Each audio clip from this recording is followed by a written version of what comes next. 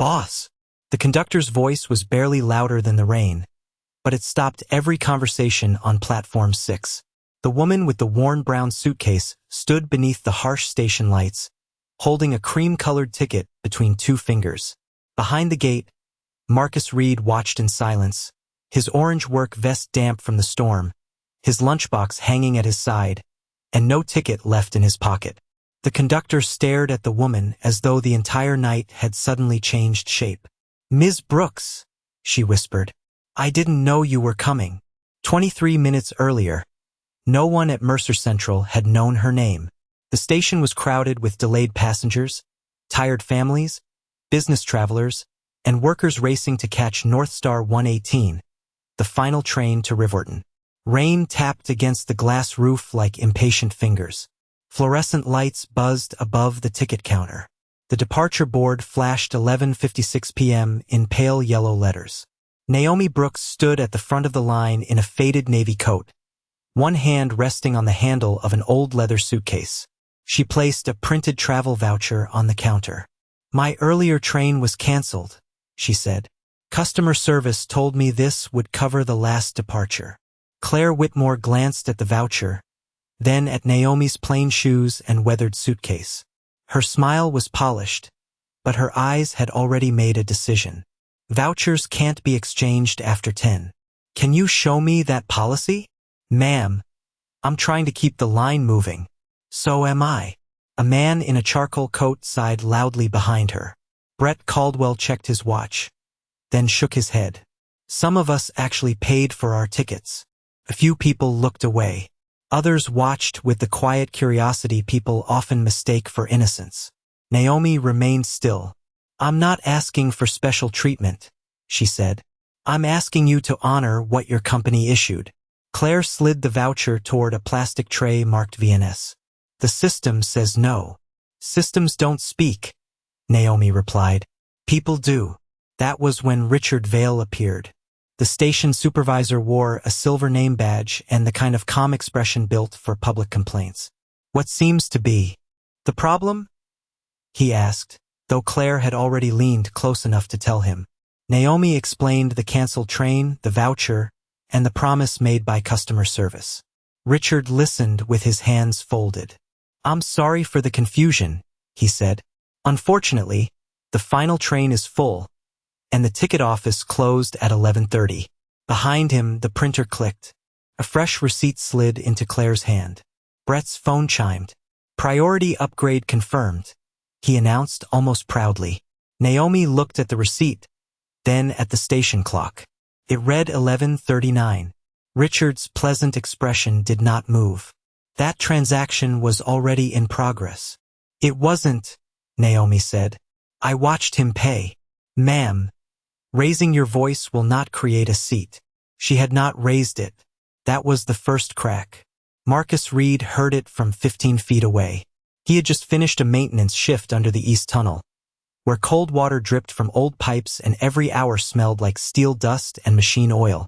In his pocket was ticket T417, bought with money saved from 3 extra night shifts. A small purple star marked one corner, drawn by his 9-year-old daughter Zuri, before he left for work. "So you remember which one brings you home," she had told him. Marcus studied the posted passenger rules beside the counter. Then he looked at Naomi's voucher, Claire's working printer, and Brett's new receipt. He did not see a misunderstanding. He saw a rule changing depending on who stood before it. Richard turned toward security. "Please clear the counter." Naomi reached for her voucher, but Claire had already dropped it into the VNS tray. Marcus stepped forward. "Excuse me."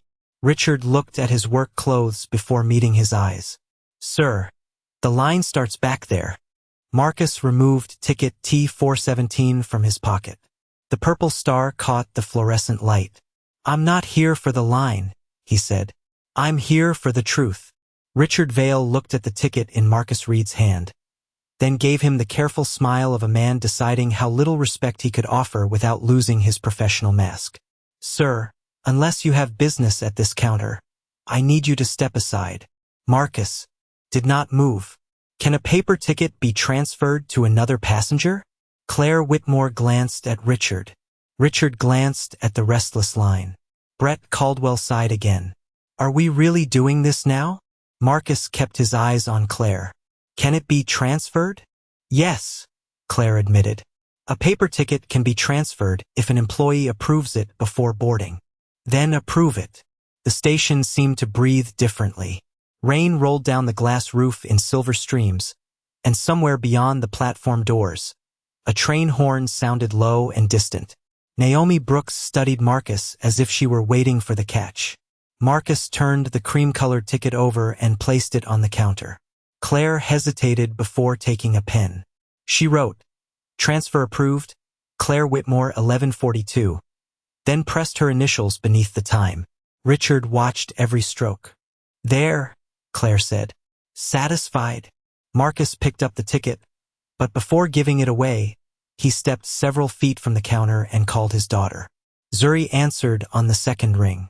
Daddy, are you on the train? Her voice carried the sleepy brightness of a 9-year-old trying to stay awake for something important. Marcus looked at the departure board. Not yet, baby. You said the last one leaves before midnight. It does. Are you still coming to my bridge presentation? Marcus looked down at the purple star she had drawn on the corner of the ticket. I am going to do everything I can. Zuri was quiet for a moment. Then she heard the station announcement echo through his phone. Did somebody else miss the train too? Marcus looked toward Naomi. She stood alone beside the old suitcase, surrounded by people who had already decided she was inconvenient. Yeah, he said softly. Is she alone? Marcus closed his eyes for half a second. Children often ask the question adults spend years learning to avoid. Yes, baby. Then help her. The line went quiet inside Marcus long before the station did. He told Zuri he loved her, promised to call again, and ended the call. Then he walked to Naomi and held out ticket T417. Take it. Naomi did not reach for it. You have a daughter waiting for you, and you have nowhere to go tonight. You do not know that. I know what they just did. She searched his face. How much did you pay for it? Enough. I can give you 3 times the price. Marcus shook his head. Then it would be a sale. What do you call this? He looked at the ticket between them. A choice. Naomi finally accepted it. Her fingers paused over the purple star. Your daughter drew this? She said it would bring me home. Naomi's expression softened, but Marcus added, keep it flat. She worked hard on that star. Do you know who I am? Naomi asked. No. Marcus picked up his metal lunchbox. That is why it counts. Behind them, Richard cleared his throat. He had placed a form on the counter beside an $80 taxi voucher. Mr. Reed, we can resolve this quickly. Sign here, and the company will record that you voluntarily changed your travel plans. You will receive a refund and transportation from the station. Marcus read the form slowly. The printed time said 11:35, 7 minutes before Claire had approved the transfer. I did not change my plans, Marcus said. I gave my ticket to a passenger your staff refused to serve. Richard lowered his voice. It is only paperwork.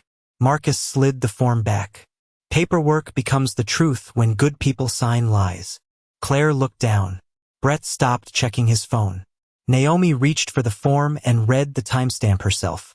Richard's smile tightened. That document is internal property. Naomi folded it once and placed it inside the outer pocket of her suitcase. Then you should be more careful what you print. Richard looked from the suitcase to the ticket in her hand. For the first time that night, he did not look annoyed. He looked afraid. Naomi did not remove the folded form from her suitcase. She simply rested one hand on the worn leather handle and looked at Claire Whitmore. Print the reason my voucher was denied. Claire blinked. The printer is offline. Marcus Reed glanced toward the machine behind her. A green light still glowed beside the paper tray. The receipt it had produced for Brett Caldwell was still warm on the counter. It worked 30 seconds ago, Marcus said. Claire straightened the stack of forms in front of her. It can print paid transactions. It cannot print voucher records. Then print the transaction log. Naomi replied. Richard Vale stepped between them with the calm patience of a man pretending to protect everyone from unnecessary trouble. There is no need to turn a routine service issue into an investigation. Brett lifted his phone. Can we board now? I paid an extra $75 for priority reaccommodation. Naomi turned toward him. When? Brett tapped the screen and held it up. 11:39. Richard answered before anyone else could speak. That transaction began before the ticket office closed. Marcus looked at the station clock. It read 11:44. Rain moved in long silver lines across the roof, and the departure board flickered above them. The people in line had stopped complaining. Now they were listening. Marcus pointed toward Brett's screen. The payment was approved at 11:39. Processing times vary, Richard said. The office closed at 11:30. Then who processed it? Richard's expression did not change, but his right hand tightened around the edge of the counter. Naomi noticed. Marcus noticed too. Neither of them said so. Claire reached for Brett's receipt and tried to turn it face down. Naomi spoke softly. Leave it where it is. Claire froze. Brett looked from her to Richard, suddenly less proud of the upgrade he had purchased. Marcus stepped closer to the posted customer service rules. He read the section on canceled departures, then the section on voucher protection. This says passengers from canceled trains must be offered the next available seat before paid upgrades are sold. Richard gave a thin smile. You are not trained to interpret company policy, Mr. Reed. I am trained to read what is written. Context matters. So does time. Marcus looked at Claire. What time did she reach the counter? Claire glanced at Naomi. I do not know. Was it before 11:35? I said I do not know. Naomi opened the outer pocket of her suitcase and removed the folded voluntary surrender form. She placed it beside Brett's receipt. This form says my travel was declined at 11:35. Claire's face lost color. Richard spoke quickly. That is a preliminary system timestamp. I was not standing here at 11:35, Naomi said. I arrived after 11:37. The clocks may not be synchronized. Marcus looked up at the large station clock, then at the digital clock on Claire's terminal. Both showed 11:45. Which clock is wrong? Richard did not answer. Marcus turned back to Claire. Who entered 11:35? Silence. Which terminal? Silence again. Can you print the audit number? Claire swallowed. I cannot access that. Can he? Marcus asked, looking at Richard. Richard's polite mask began to harden. Mr. Reed, your ticket ending in 417 has already been logged as voluntarily surrendered. You have received a reasonable solution. There is nothing more to discuss. Naomi lowered her eyes to the cream-colored ticket still in her hand. The number was partly covered by her thumb. Marcus had never shown it to Richard. Claire had written only on the back. Richard had never touched it. Naomi raised the ticket slowly. How did you know the number? Richard paused for half a breath. Experience. Marcus looked at him with quiet steadiness. Experience does not read through pockets. A murmur passed through the waiting passengers. Brett lowered his phone. Claire stared at the counter as though the wood might open and hide her. Richard turned toward the nearby security officer and recovered his service voice. Please clear the bench area before boarding. Mr. Reed is no longer a ticketed passenger, and this woman is delaying operations. Naomi followed his gaze. Above the bench, a black dome camera faced directly toward the counter, the ticket printer, and the place where Marcus had handed her T417. Richard was not trying to restore order. He was trying to move the witnesses beyond the camera's view. Marcus picked up his metal lunchbox but stayed where he was. Naomi closed her hand around the ticket. From beyond the platform doors came the rising hum of the final train approaching Mercer Central, and Richard quietly told the security officer, "Get him out of frame before the doors open." The security officer hesitated. He had heard Richard Vale's last instruction, but he had also seen the black camera above the bench and the growing number of passengers watching from the line. "Sir, are you refusing to leave?" he asked Marcus Reed. I am refusing to sign something that did not happen. You are no longer traveling. That does not make the record true. Richard stepped forward before the officer could respond. His voice softened, becoming almost fatherly. Mr. Reed, you have worked a long shift. Your daughter is waiting. Let us stop making this harder than it needs to be. He placed 3 items on the counter: an $80 taxi voucher, a refund authorization, and the voluntary surrender form bearing the false time of 11:35. The offer looked generous beneath the fluorescent lights. A ride home, his money back, a clean ending before midnight. Marcus looked at the taxi voucher, then at his cracked phone. Zuri's bridge presentation began in less than 9 hours. If he left immediately, he might still reach home before she fell asleep. Naomi Brooks said nothing. She stood beside the old leather suitcase with ticket T for 17 held flat against her palm, watching not for anger or courage, but for what Marcus would choose when the easier road was placed directly before him. Richard tapped the signature line. Sign here. Change the reason. The language is standard. The reason is not.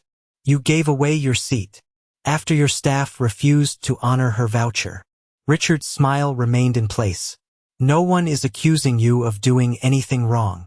Marcus met his eyes. Then the truth should not be difficult to write. For a moment only the rain answered. It drummed against the glass roof, steady and cold, while the approaching train sent a low vibration through the tile beneath their feet. Claire Whitmore kept her hands below the counter. Brett Caldwell watched from several yards away, his expensive phone lowered at his side. Richard pushed the taxi voucher closer. Take the ride. See your daughter. Let trained people handle the paperwork. Marcus picked up the form, read it one more time, then placed it back without signing. My daughter can forgive me for missing a morning, he said. I cannot ask her to learn from a lie. Naomi's eyes changed. Gratitude had been there before, but gratitude could be created by a gift. Trust required a cost. Marcus had just accepted one. Richard withdrew the voucher. Then you are choosing to remain here without transportation. I am choosing not to certify a false statement. Marcus turned toward a gray assistance column near the wall. A blue button beneath the words passenger support glowed faintly. He walked over and pressed it. A recorded voice asked him to state his name, ticket number, and concern after the tone. Marcus Reed. Ticket T417. 11:47 at Mercer Central. My ticket was transferred with employee approval after another passenger's valid voucher was denied. I have been asked to sign a form saying I voluntarily changed my travel plans at 11:35. That is not what happened. He released the button. Richard gave a short breath of irritation. That system does not create formal complaints after hours. Marcus looked at the small red light still blinking above the speaker. It creates a record. Claire leaned toward Richard and whispered, The microphone may still be active. Richard glanced at the column, then turned his back to Marcus. His voice dropped, but not enough. Use the voluntary no-show code. Clear the bench. Premium flow stays clean. The red light stopped blinking. Naomi looked at the column, then at Richard. He had spoken as though Marcus were not a person, only a problem to remove from a report. Was that recorded? She asked. Richard faced her with his expression restored. No. The system disconnects when the passenger finishes. Are you certain? I supervised this station. That was not my question. Before he could answer, white light swept across the rain-streaked windows. Northstar 118 entered the platform with a deep metallic hum, slowing beneath the glass roof as the departure board changed from delayed to boarding. The crowd moved toward the gate. Naomi lifted ticket T417. Marcus remained beside the assistance column, holding nothing but his lunchbox and the truth he had refused to sell. At the gate, conductor Elena Ruiz raised her scanner. Naomi placed the ticket beneath its red beam. The machine gave a sharp electronic tone. Elena glanced at the number, then at the woman's face. Her professional expression vanished. Ms. Brooks. Naomi stood perfectly still. Elena lowered the scanner and whispered the word that made Richard's color drain beneath the station lights. Boss! For one long second, no one moved. The scanner remained in Elena Ruiz's hand, its red light resting across ticket T417, while the rain whispered against the glass roof above them. Richard Vale recovered first.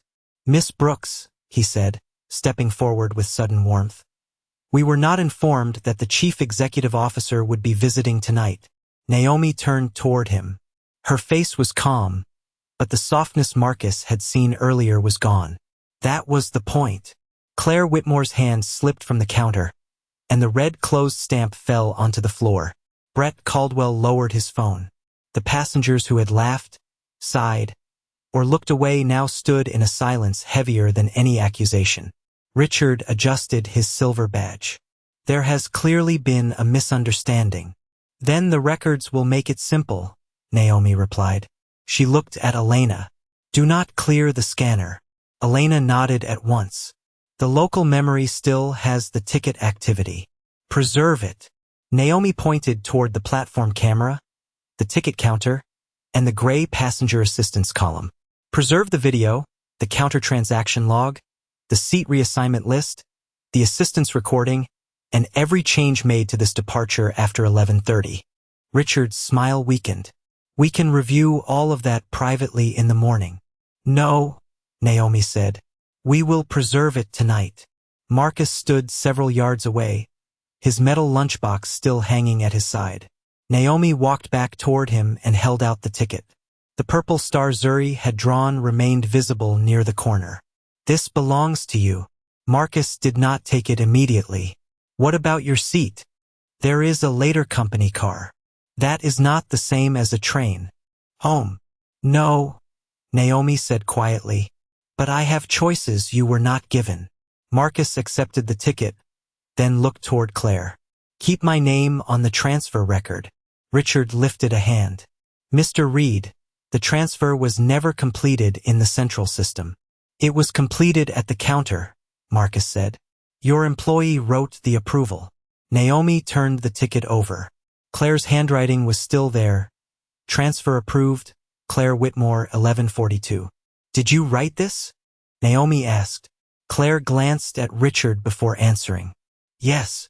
Did Mr. Reed sign a voluntary surrender form? No, Richard cut in. The system recorded his decision automatically at 11:35. Naomi looked at him. Why 11:35? The question landed softly. That made it sharper. Richard hesitated. That is when the preliminary record was created. Before Mr. Reed gave me the ticket, the system anticipates passenger changes. Elena frowned. Our system does not do that. Richard turned toward her. This is a station-level process. Then why did your account send an override to my scanner at 11:44? Elena asked. The crowd shifted. Richard's face remained composed, but his eyes moved toward the device in her hand. Elena opened the local activity screen. Ticket T417 was valid when it reached my gate. It had never been canceled. At 11:44, a supervisor command attempted to mark the original passenger as a voluntary no-show. Naomi looked at Richard. Whose supervisor account? Elena read the screen. He Sharjivali. The station grew still again. Richard drew a slow breath. That entry can be explained. Good, Naomi said. You will have the opportunity. She turned to the passengers. My position explains why the conductor recognized me. It does not prove Mr. Reed was right. The records will prove what happened, or they will prove it did not. Marcus watched her carefully. Power often wanted applause. Naomi wanted a chain of evidence. That was different. The boarding alarm sounded. Elena looked toward Marcus. Mr. Reed, you have less than 1 minute. Marcus glanced at Naomi. You are staying? The train can. Leave without me, she said. The evidence cannot. He stepped through the gate, then stopped. Do not forget the people who did not have a camera watching. Naomi looked at the tray marked voluntary no-show beside Claire's terminal. I will not. The doors closed, and North Star 118 began to pull away beneath the rain-dark roof. Marcus found a seat by the window and called Zuri before the station disappeared behind him. Back on the platform, Naomi's telephone rang. A compliance analyst from headquarters spoke in a strained voice. "We found another override with the same code." Naomi looked at Richard, who was still standing beneath the fluorescent lights. "How many?" There was a pause on the line. "Not one," the analyst said. 63. By 8:20 the next morning, Marcus Reed was standing at the back of Zuri's classroom with rain still drying on his work boots. He had reached home after 2, slept for less than 4 hours, and arrived just as his daughter placed a small wooden bridge across 2 stacks of books. "You made it," she whispered. Marcus smiled. "I said I would do everything I could." Zuri set a toy car at one end of the bridge. Her teacher asked what kept the structure from falling. Zuri pointed to the cross supports beneath it. "Both sides carry the weight," she said. "If one side does all the work, the whole thing breaks."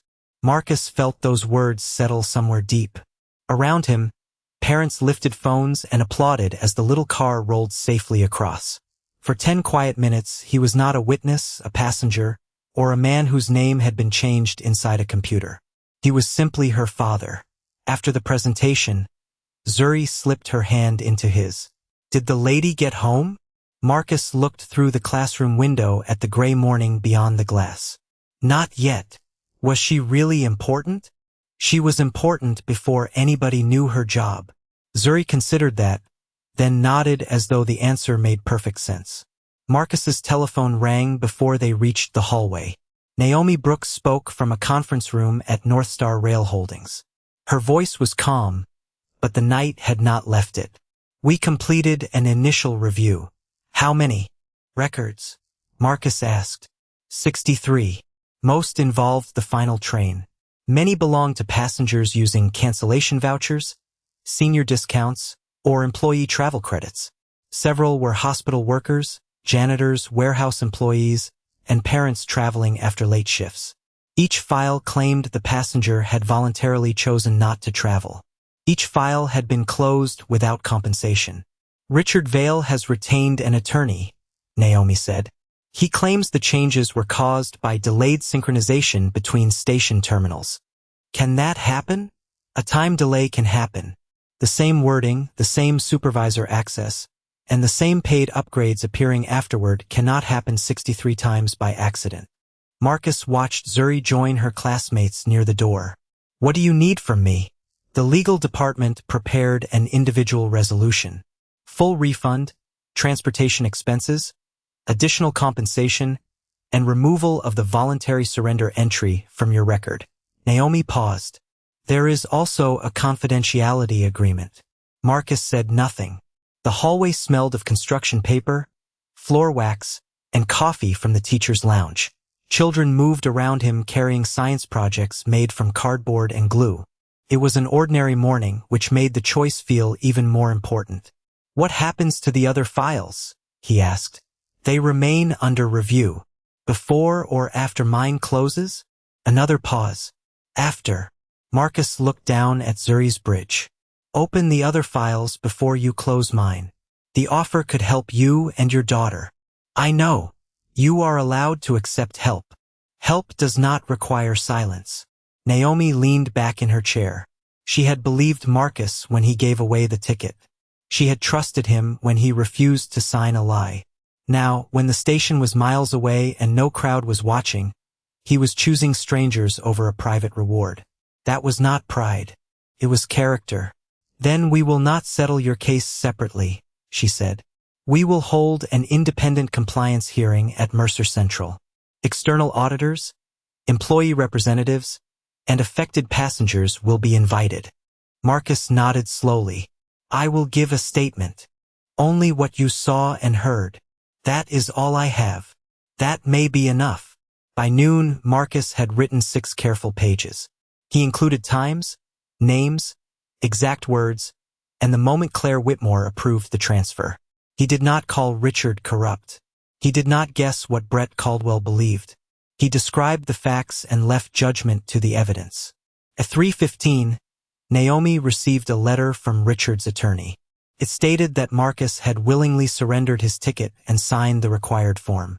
Attached was a scanned document bearing Marcus Reed's name in dark blue ink. Naomi stared at it, then called him. "Mr. Reed, did you ever sign anything last night?" "No. Are you certain?" Marcus looked at the signature on the image she sent. It resembled his, but the final letter curved in a way he had not written for years. He remembered seeing that version once, on an old refund request stored in Northstar's system. "I know where they got it," he said. Naomi's office became completely silent. The case was no longer about a dishonest timestamp. Someone had copied his name onto a lie. The compliance hearing began 3 days later beneath the same fluorescent lights where Marcus Reed had surrendered his seat. Northstar Rail had arranged a long table near the ticket counter, facing rows of passengers, employee representatives, outside auditors, and several people whose complaints had once been closed without explanation. Naomi Brooks sat at the center not as a judge, but as the chief executive officer responsible for allowing the system to fail. Richard Vale arrived in a dark suit with an attorney beside him and the same measured expression he had worn the night of the incident. "I regret that a routine operational decision has caused unnecessary concern," he began. Mr. Reed voluntarily transferred his ticket. Miss Brooks arrived after the final seat had been assigned. Any differences in recorded times resulted from normal synchronization delays. Marcus sat quietly with his metal lunchbox beneath his chair. He had brought no speech. He had brought 6 pages of facts. Richard's attorney placed the disputed form on the display screen. Marcus's name appeared above a blue signature. "Is that your name?" the attorney asked. "Yes." "Does the signature resemble yours?" "It resembles one I used years ago." "Then you cannot say it was forged." Marcus looked at the document. "I can say I did not sign it." Richard folded his hands. Memory can become uncertain during stressful events. Marcus did not raise his voice. "The timeline is not uncertain." An outside auditor displayed the first record. Ticket T417 had been printed for Marcus at 10:51 that night. The second record showed Naomi's voucher marked as voluntarily declined at 11:35. Naomi leaned forward. "I entered the station after 11:37. Richard replied. "The system may have created a preliminary entry." The next image appeared. Brett Caldwell's $75 priority payment had been approved at 11:39, 9 minutes after Claire Whitmore claimed the office was closed. Brett shifted in his seat. "I was told a seat had become available." "Who told you?" Naomi asked. Brett looked toward Richard. "Mr. Valli." Claire's handwritten approval appeared next. "Transfer approved. Claire Whitmore, 11:42. Marcus placed the original ticket beneath the document camera. The purple star Zuri had drawn remained in the corner. "Is that your writing?" he asked Claire. Richard's attorney objected that Marcus was not conducting the hearing. Naomi looked at Claire. "Answer only what you know." Claire stared at the initials for several seconds. "Yes, I wrote it." "Was the ticket transfer valid?" Marcus asked. "Yes." "Had I signed the surrender form by then?" Claire's hands tightened together. "No," the passenger assistance record followed. At 11:43, Marcus had stated his name, his ticket number, and his refusal to certify a false reason. At 11:44, Richard's supervisor account had sent an override toward Elena Ruiz's handheld scanner. Elena placed the sealed device on the table. "This scanner stores a local copy," she explained. "It does not depend on the station terminal after a command is received." The auditor opened the preserved entry. Beneath the override was a typed note. "Move low-value fare. Protect premium flow." Richard shook his head. That phrase was generated automatically. The auditor answered calmly. "It was entered into a manual text field using your security credentials. Credentials can be shared." "Was your security key shared?" "Not with my permission." Claire closed her eyes. When she opened them, she looked at Naomi rather than Richard. "He told us to use the voluntary no-show code whenever a voucher passenger could be replaced by a higher-paying traveler. He said complaints from people on the final train rarely went anywhere. Richard's calm finally cracked. You are protecting yourself. I am telling what happened, Claire said. Brett was asked why he had originally claimed not to remember who offered him the upgrade. He lowered his gaze. Because I knew it looked bad. What did Mr. Vale say? Naomi asked. Brett swallowed. He said someone like her would not challenge it. No one needed to ask who he meant. Richard leaned toward his attorney, but Marcus spoke before either man could interrupt. The form says I surrendered at 11:35. Claire approved the transfer at 11:42. I refused to sign at 11:43. His account changed the record at 11:44. Elena scanned the valid ticket at 11:49. Which part depends on my memory? Richard had no answer. Naomi turned toward the audio technician. Play the passenger assistance recording. Richard pushed back his chair and stood. For the first time since the hearing began, the mask of patient professionalism disappeared. That recording is being taken out of context. Naomi held his gaze. Then let the room hear the context. The speakers clicked on, and the station became completely still. Marcus Reed's voice came through the station speakers first, steady and tired. Marcus Reed, ticket T417, 11:47 at Mercer Central. I have been asked to sign a form saying I voluntarily changed my travel plans at 11:35. That is not what happened. A faint click followed. Then Claire Whitmore's whisper entered the recording. The microphone may still be active. Richard Vale answered without hesitation. Use the voluntary no-show code. Clear the bench. Premium flow stays clean. The recording ended. No one applauded. No one shouted. The departure board changed above them with a soft mechanical sound, and somewhere beyond the glass wall, a train rolled slowly along the outer track. Richard remained standing beside his chair. That phrase referred to passenger movement, he said. Not people. Naomi Brooks looked at the long table of evidence. Then why was it attached to a fare override? Richard turned toward the auditor. The recording does not prove intent. No, Naomi said. The recording is one piece. She placed ticket T417 beneath the document camera. Beside it, the auditor displayed Brett Caldwell's payment receipt, Claire's handwritten transfer approval, the scanner log, the supervisor override, and the 63 closed passenger files. Each record came from a different source. Each carried its own time. None depended on Marcus being trusted. None depended on Naomi being the chief executive officer. The outside auditor opened one final report. We also examined the disputed signature. Richard's attorney leaned forward. And it was copied from a refund request Mr. Reed submitted 3 years ago. The archive document was accessed at 12:14 the morning after the incident. Marcus looked at the screen. Whose account opened it? The auditor answered, Richard Vale's. Richard's face went still. My staff had access to that terminal. Your physical security key was used, the auditor said. The system requires both the password and the key. Claire lowered her eyes. Brett rubbed one hand across his forehead. Richard looked toward Naomi as though her authority was the only thing that could still save him. You cannot run a railway by listening to every person who feels overlooked. Naomi stood slowly. No. But we cannot run one by erasing them. She announced that Richard was suspended immediately pending an independent investigation. His access to North Star systems would be disabled, and the records would be referred to the appropriate transportation regulators. All 63 voluntary no-show cases would be reopened. Every priority fee linked to those cases would be frozen and audited. Claire would be placed on paid administrative leave while her cooperation and responsibility were reviewed. The company would publish the findings instead of hiding them behind a private settlement. Richard gathered his papers without looking at the passengers whose names had once been reduced to codes. When he passed Marcus, Marcus did not insult him. He did not celebrate.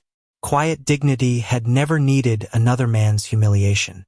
Naomi invited Marcus to speak. He stood with his 6 pages in one hand, then set them down. I gave away one seat, he said. They took away 63 voices. A woman in the second row covered her mouth. An older hospital worker nodded slowly. Marcus looked toward the ticket counter where the tray marked voluntary no-show still sat beside Claire's terminal. Do not name a program after me. Do not put my picture on a wall. Put the appeal button where people can reach it. Send passengers a notice when someone changes their record. Make 2 employees approve a final train removal. And keep the truth somewhere one supervisor cannot rewrite it. Naomi listened without interrupting. That can be done, she said. Then do it. The room fell silent again, not because Marcus had demanded punishment, but because he had been offered recognition and asked for responsibility instead. After the hearing, Naomi found him near the platform windows. Zuri waited beyond the security gate with her aunt, holding the little wooden bridge from school. What would make this right for your daughter? Naomi asked. Marcus watched Zuri balance the bridge carefully in both hands. Let her see that telling the truth changed something. Naomi looked across the station at the cameras, the counter, and the gray assistance column that had recorded what Richard thought no one would hear. Give me 6 weeks, she said. Marcus shook his head gently. Do not give me a promise. He opened the gate and walked toward his daughter. Give the next passenger proof. 6 weeks later, Mercer Central Station sounded the same, but it no longer worked the same. The morning announcements still echoed. Beneath the glass roof, coffee carts still opened before sunrise. Travelers still hurried toward platforms with coats half-buttoned and phones pressed to their ears. Yet beside every ticket counter stood a new passenger appeal screen, bright enough to be seen and low enough for a child or wheelchair user to reach. Any change to a reservation now sent an immediate message to the passenger. A voluntary no-show entry required approval from 2 employees. Final train removals were stored in a separate audit system that no station supervisor could alter alone. 63 cases had been reopened. Each passenger received a personal apology, a refund, and compensation based on the independent review. Richard Vale's employment had been terminated after investigators confirmed the false records and copied signature. His file had been referred to the appropriate authorities. Claire Whitmore had admitted what she had done and why she had remained silent. She accepted discipline, completed ethics training, and was being considered for a non-supervisory position under close review. A second chance had not erased responsibility. It had required it. Brett Caldwell sent Marcus a written apology. He admitted that he had enjoyed receiving special treatment until he learned who had paid the price for it. Marcus replied with one sentence. Do better when no one important is watching. On a clear Saturday morning, Marcus Reed entered the station holding Zuri's hand. He was not wearing his orange work vest. He wore a clean gray jacket, dark jeans, and the same work boots he trusted more than any polished pair of shoes. Zuri carried a small backpack decorated with planets. They were taking the train to a science museum in Rivorton, where she planned to see a full-size model of a suspension bridge. Marcus walked to the ticket machine and purchased 2 regular coach tickets with his own money. No executive upgrade appeared. No private car waited outside. No employee rushed forward with a camera. The machine printed the tickets and a customer service worker smiled. Good morning, Mr. Reed. Your train leaves from platform 6. Marcus nodded. Thank you. It was simple. That was what made it matter. Fair treatment should not feel like a miracle. Near the renovated passenger assistance area, Naomi Brooks stood beside her father's worn brown suitcase. She had kept her promise without asking Marcus to trust the promise first. A framed copy of ticket T417 now hung inside the employee training room, not in the public lobby. Beneath it were the words, "A seat has a number. Dignity does not." The original ticket remained sealed with the investigation records. Naomi approached slowly. Zuri recognized her from a newspaper photograph. Are you really the boss? She asked. Marcus gave his daughter a gentle look. Naomi smiled. Today, I am a passenger. Daddy says bosses should remember that. Naomi glanced at Marcus. Your father is right about many things. Zuri lifted the small wooden bridge she had brought in her backpack. One support had been repaired with purple tape. Both sides have to carry the weight, she explained. Otherwise it falls. Naomi looked at the bridge, then across the station at the new appeal screens and the employees helping travelers without first judging their clothes. That sounds like a good rule for companies too. The boarding announcement sounded. Naomi handed Marcus a folder. Inside was an offer to join Northstar's Passenger Advisory Council, with published responsibilities, regular hours, and fair compensation. It was not charity. It was work built around what he understood better than most executives. How a system felt to the people standing on the other side of the counter. Marcus read the first page. I am keeping my maintenance job for now. I expected you would. And I will disagree with you when I need to. I am counting on it. They did not make promises about anything beyond the next meeting. Respect had brought them this far. Time would decide the rest. Marcus and Zuri walked toward the gate. An older woman ahead of them struggled with a suitcase whose wheel kept catching between the floor tiles. Marcus handed Zuri his tickets, lifted the suitcase by its side handle, and carried it across the gap. Thank you, the woman said. You did not have to do that. Marcus set it down gently. I know. No camera turned toward him. No one announced his name. Naomi watched from several feet away as Zuri took her father's hand and led him toward the train. Come on, Daddy. We cannot miss the bridge. Marcus smiled. We will not. The doors opened. Zuri stepped aboard first. Marcus held the door long enough for the older woman to follow, then entered behind them. For years, he had believed dignity meant carrying hardship without asking the world to notice. Now he understood something more. Quiet dignity did not mean accepting injustice.